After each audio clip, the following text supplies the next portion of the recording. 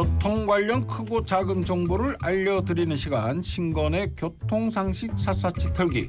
오늘 대구교통방송의 신건 기자와 함께합니다. 어서 오세요. 안녕하세요. 네, 반갑습니다. 지금 저 광주대구 고속도로 사고 있어서 제보 좀 전하고 가겠습니다. 대구 방향으로 함양 산삼골 휴게소 부근 104km 지점에 지금 승용차 관련 사고 있습니다.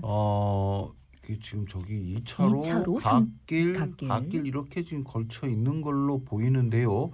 교통에 워낙 지금 없습니다. 그래서 더 주의를 하시기를 바라겠습니다. 네, 신건의 교통상식 샅샅이 털기. 오늘 어떤 소식 가져오셨을까요? 네, 계절이 계절인 만큼 최근 경북에서 블랙아이스 교통사고가 자주 발생했거든요. 그래서 오늘은 블랙아이스가 왜 발생하고 또 블랙아이스 교통사고를 피하려면 어떻게 해야 하는지 알아보려고 합니다. 네네. 블랙아이스라고 많이들 부르시는데 이제 국립국어원에서는 도로 살얼음 또는 노면 살얼음이라고 순화하고 있습니다. 저희도 도로 살얼음이라고 부를게요. 저는 도로 살얼음 그러는 게 더 좀 와닿긴 해요. 네네. 도로에 살얼음이 얼었다. 위험하게 딱 느껴지잖아요. 그렇죠, 맞아요. 최근에 이제 도로 살얼음 교통사고 굉장히 자주 발생하는데 이 도로 살얼음 이거 어떤 건지 좀 알아보죠. 블랙아이스라고 불리는 이유도 있어요, 그죠? 네, 맞습니다. 이 블랙아이스 또 도로 살얼음은 말 그대로 도로에 이제 얼음이 살짝 끼는 겁니다. 이 얼음이 얼면은 투명하잖아요. 네. 그리고 이 도로 아스팔트는 검정색이고 그런데 이제 내린 비나 눈이 얼어서 도로에 살짝 살얼음이 생기면은 이 검정색 아스팔트 색과 겹쳐져서 저게 도로인지 빙판길인지 알 수가 없습니다. 그렇죠. 네, 이 문제는 이 운전자가 이런 빙판길이 갑자기 나타나서 차량이 미끄러지면 침착하게 대처하기가 쉽지 않다 보니 큰 사고로 이어질 수 있다는 건데요. 여기에 뒤따라오던 차량들도 빙판길에 미끄러지면서 2차 사고가 발생할 위험이 큽니다. 2차 사고가 네. 좀 굉장히 좀 보면 많이도 나고 크게도 나고 막 그러더라고요. 네. 화면 보면. 맞아요. 최근에 경북에서 이 도로 살얼음 교통사고가 굉장히 자주 또 크게 발생했잖아요. 네, 특히 경북 쪽에 있는 고속도로에서 이 도로 살얼음 교통사고가 굉장히 자주 발생했는데요. 경북소방본부가 집계한 사고 현황에 따르면요. 2026년 1월 13일까지 도로 살얼음 교통사고는 17건, 심정지는 6건, 경상자 25명이 발생해서 작년에 발생한 도로 살얼음 교통사고 발생 건수와 사상자를 벌써 훌쩍 뛰어넘었습니다. 이 지난해에는 14건이 발생해서 중상자 1명, 경상자 16명이 발생을 했거든요. 네. 특히 2주 전에 있던 서산영덕 고속도로에서의 사고가 컸는데 어떤 사고였는지 경북경찰청 노성목 교통조사계장의 말을 들어보겠습니다. 이번 사고는 2026년 1월 10일 토요일 새벽 6시경부터 7시경 사이 서산영덕고속도로 남상조 IC 부근 양방향 세 군데 지점에서 노면 결병으로 추정되는 미끄럼 추돌 사고가 발생하였습니다.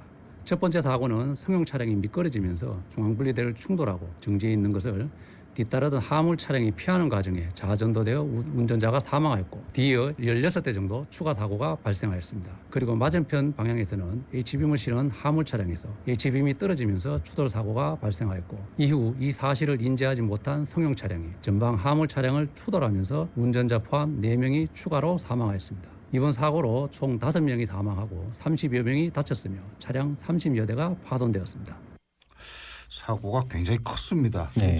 아직 사고 조사 진행 중이죠? 네, 그렇습니다. 지금까지 조사에 따르면요. 한국도로공사에서 사고 당일 오전 4시 30분에 CCTV를 통해서 해당 구간의 노면 상태를 확인한 뒤 마름이라고 보고를 했고 네. 이 구간에 대한 제설 작업을 하지 않은 것으로 알려졌는데요. 그런데 실제로는 이제 얼음이 끼어 있던 거죠.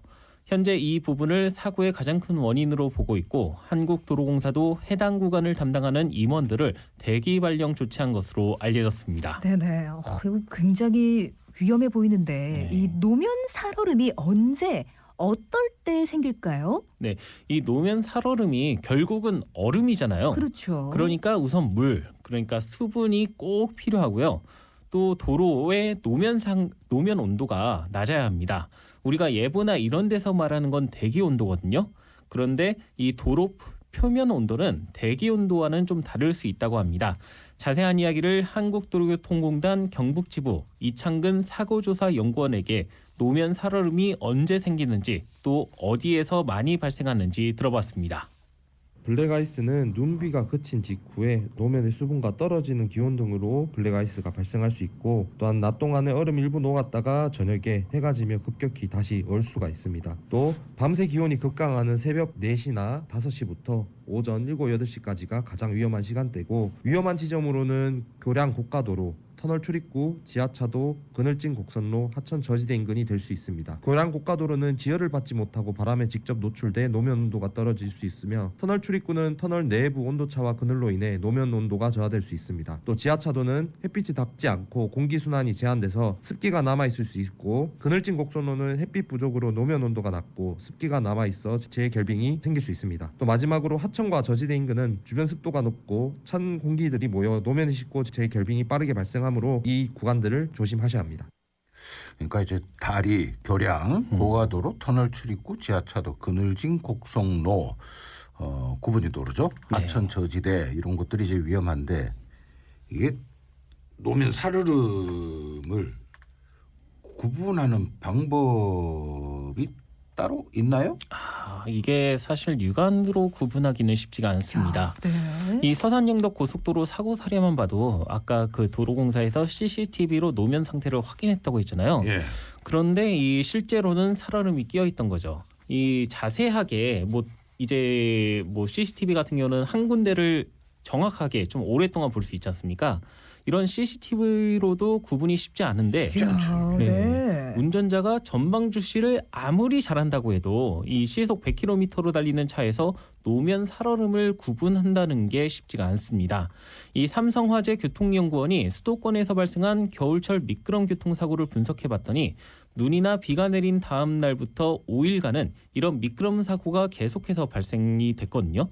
그러니까 눈이나 비가 그쳤다고 해서 안심하지 말고 지뢰처럼 노면 살얼음이 언제 어디에서 튀어나올지 모르니 운전자가 조심할 수밖에 없습니다. 그러니까 저 운전자가 신경을 쓰면서 조심을 했음에도 불구하고, 그럼에도 불구하고 노면 살얼음으로 인해서 만약에 미끄러졌다. 네. 그렇죠? 막 미끄러지잖아요. 그렇죠. 이럴 때는 뭐 어떻게 운전을 해야 될까요? 이 가감 없이 말씀을 드리면요. 네. 일단 차가 미끄러졌다. 네. 이때부터는 손을 쓸 수가 없습니다. 이게 손 쓸 수가 없을 것 같아요. 아무리 바퀴가 4개고 그렇지만 우리가 뭐 스케이트 같은 거 타다가 야. 휘청거리면 그렇죠. 중심 잡기 바쁘지 뭐 그게 다시 쫙 가고 뭐 이런 거 없잖아요. 맞습니다. 예. 이 빙판길에서 차량 제동 거리는 마른 노면보다 승용차 기준 7배까지 늘어날 수 있는데요. 뭐 앞에 차가 없다면 다행이지만 아유. 이 차가 있다면은 네. 뭐 내가 멈춰야지 해가지고 이걸 딱 멈출 수가 없잖아요. 그렇죠. 네, 그러니까 사고가 나지 않도록 주의하고 예방을 하는 게 가장 중요합니다. 한국도로교통공단 경북지부 이창근 사고조사연구원에게 겨울철 운전 시 주의사항을 들어보겠습니다.